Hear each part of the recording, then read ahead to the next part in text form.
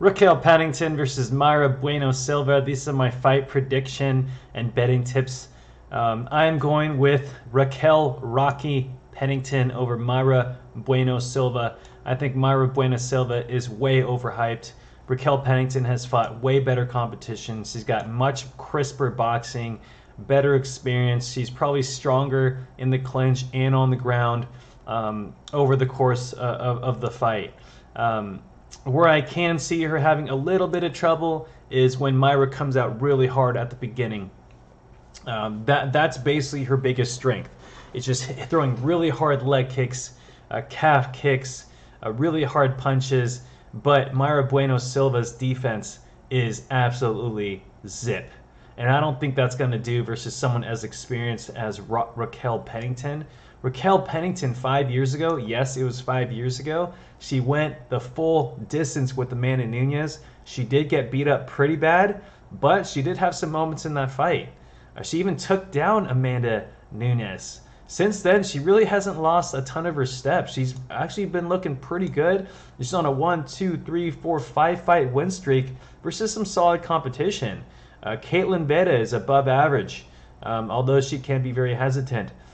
I think that matchup did suit Raquel Pennington. Aspen Ladd is kind of, Aspen Ladd fought well, actually fought decent in that fight. Raquel Pennington was just one step ahead using her veteran experience.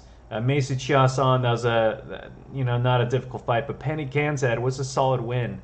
Yeah, she did lose to Holly Holm before that back in 2020, but she did beat Irene Aldana. She got some 3 rounds in versus Germaine Durandamy. She beat a ton of good fighters. I'm sorry. Oh, it looks like she lost in that 5th round by Amanda Nunes. That being said, I don't think Mayra Beuno Silva would even last 1 or 2 rounds versus Amanda Nunes. Looking at Mayra Beuno Silva, she's fought much worse competition. All right, yeah, she beat Holly Holm. Technically, that was overturned because she was taking Ritalin, which is a drug supposed to be an enhancement of some sort. I guess so. That being said, that was back in July 2023. Besides that, she beat Lena Landsberg, Stephanie Egger, Yanan Wu, and even versus that light of competition, she didn't look very good. She got beat up on the feet pretty bad, and she went to a draw with versus Montana De La Rosa, who's not really, a solid or high up ranked fighter. So yes, she's very powerful. She hits really hard, but I don't think that's anything that Raquel Pennington hasn't seen before. Which is why I'm kind of shocked that this line is favoring Mayra Beuno Silva minus 170. Guys, how many times have we seen this?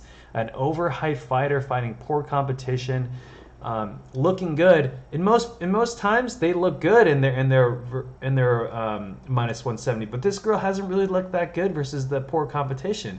So I'm 100% putting my money on Raquel Pennington, 11 units. At plus 140.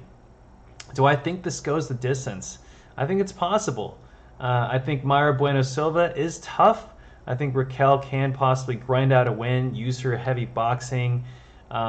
She's got a really good jab, a really good 1-2. She's really she's deceptively quick. She deceptively hits hard too, and she's just super deceptively tough.